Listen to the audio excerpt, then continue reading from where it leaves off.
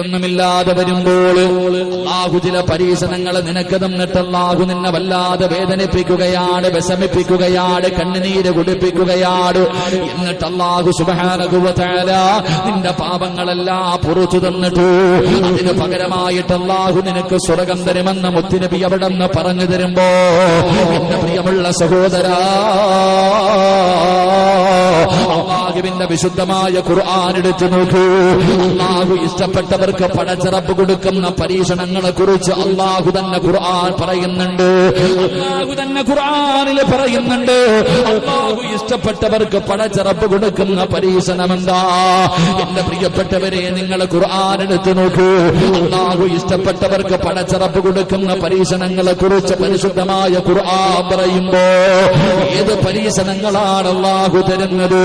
വലനബുലുവന്നകും ബിശൈഇൻ മിനൽ ഖൗഫ് വൽജൂഇ വനഖ്സിൻ മിനൽ അംവാലി വൽഅൻഫുസി വസമറാത്ത് വബശ്ശിരിസ് സാബിരീൻ الذين إذا أصابتهم مصيبة قالوا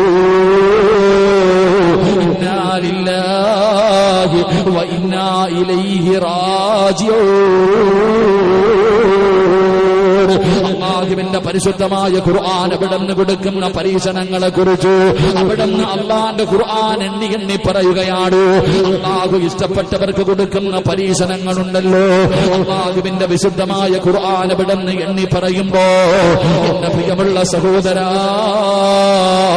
അല്ലാഹു ലോകത്ത് ഏറ്റവും കൂടുതൽ പരീക്ഷണം കൊടുത്ത പ്രവാചകന് മുത്തുനബിയാണല്ലോ. അല്ലാഹുവേ, ജനിക്കുന്നതിന് മുമ്പേ വാപ്പ മരണപ്പെട്ടു, ഉമ്മാനെ കണ്ടു കൊതി തീരുന്നതിന് മുമ്പേ ഉമ്മയും പോയി, തനിക്ക് താങ്ങുമ തണലുമായി നിന്ന ഒരുപാട് പേരങ്ങ് പോയല്ലോ. ജീവിതത്തിൽ അല്ലാഹുവിന്റെ പ്രവാചകനെ വല്ലാതെ ഒറ്റപ്പെട്ടു പോയല്ലോ. എന്തിന്? വെറുപ്പുള്ളത് കൊണ്ടല്ല, സ്നേഹം കൂടിയത് കൊണ്ടാ. നിങ്ങൾ ചരിത്രമെടുത്തു നോക്കൂ. ഈ ചരിത്രങ്ങൾ കേട്ട് കഴിയുമ്പോ നമ്മളിവിടെ ഇരുന്നു കൊണ്ട് പടച്ചവരോട് പറയുന്നു, അൽഹംദുലില്ലാഹ്, എനിക്കൊരു പ്രയാസവുമില്ല തമ്പുരാന്, എനിക്കൊരു പരാതിയുമില്ല അല്ലാ, ഞാൻ എത്രയോ വലിയ ഭാഗ്യവാനാണല്ലാ, ഞാൻ എത്രയോ വലിയ ഭാഗ്യവാനാണ്. ഇവിടെ ഇരുന്നു കൊണ്ട് പടച്ചറപ്പിനെ നമ്മൾ സ്തുതിക്കുകയാ. അല്ലാഹുവിന്റെ വിശുദ്ധമായ ഖുർആൻ എവിടെന്ന് പറയുന്നു, അല്ലാഹു ഇഷ്ടപ്പെട്ടവർക്ക് പടച്ചറപ്പ് കൊടുക്കുന്ന ഒന്നാമത്തെ പരീക്ഷണം വലനബുലുവന്നകും ബിശൈഇൻ മിനൽ ഖൗഫ്. അല്ലാഹു ഭയം കൊടുത്ത് പരീക്ഷിക്കുകയാ, അല്ലാഹു ഭയം കൊടുത്ത് പരീക്ഷിക്കുകയാ. പടച്ചവനെ ജീവിക്കാൻ തന്നെ വല്ലാത്ത പേടിയാ. അല്ലാഹുവേ, പടച്ചവന് ലോകത്ത് ഏറ്റവും കൂടുതൽ ഭയന്ന് ജീവിച്ചിരുന്നത് ആരെന്നറിയുമോ? മഹാനായ അഷ്റഫുൽ ഖൽഖ് നബി മുഹമ്മദ് മുസ്തഫ സല്ലല്ലാഹു അലൈഹി വസല്ലമ തങ്ങളായിരുന്നല്ലോ. നമ്മളൊക്കെ എന്ത് ഭയമാ സഹോദരാ, ഞാനും നിങ്ങളും എന്ത് പീഡനങ്ങളാ അനുഭവിക്കുന്നത്. അല്ലാഹുവിന്റെ പ്രവാചകന് സല്ലല്ലാഹു അലൈഹി വസല്ലമ തങ്ങള് ആ 10 വർഷക്കാലം അല്ലാഹുവിന്റെ പ്രവാചകന് സമാധാനത്തോടെ കിടന്നുറങ്ങിയിട്ടുണ്ടോ? പടച്ചവനെ, എവിടെ നോക്കിയാലും പീഡനങ്ങളാണ്, എവിടെ നോക്കിയാലും അക്രമങ്ങളാണ്.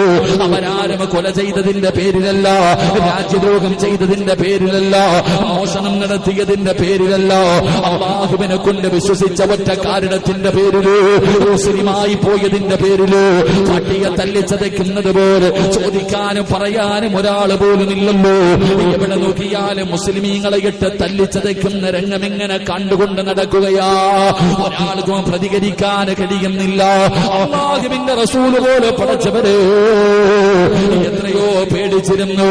ശത്രുക്കളെല്ലാവരും അല്ലാഹുവിന്റെ പ്രവാചകനെയാണ് നോട്ടമിട്ടിരുന്നത്. എങ്ങനെയും പ്രവാചകനെ വധിച്ചു കളയണമല്ലോ. നിങ്ങളുടെ ചരിത്രമെടുത്തു നോക്കൂ. അല്ലാഹുവിന്റെ പ്രവാചകന്റെ മുന്നിൽ പീഡനങ്ങളെ സഹിക്കാൻ കഴിയാതെ ഓരോ സഹാബികൾ കടന്നു വന്നിട്ട് നിലവിളിക്കുന്നു, നബിയേ, സഹിക്കാൻ കഴിയുന്നില്ല നബിയേ, പീഡനങ്ങളാണ് നബിയേ. പ്രവാചകന്റെ മുന്നിലിട്ടാണ് സുമയ്യ റളിയല്ലാഹു തആല അൻഹ, അമ്മാർ റളിയല്ലാഹു തആല അൻഹു, യാസിർ റളിയല്ലാഹു തആല അൻഹു, മുസ്ലിമിന്റെ ചരിത്രമറിയുമല്ലോ, ബിലാൽ തങ്ങളുടെ ചരിത്രമറിയുമല്ലോ, അബൂ ഹുറൈറയുടെ ചരിത്രമറിയുമല്ലോ.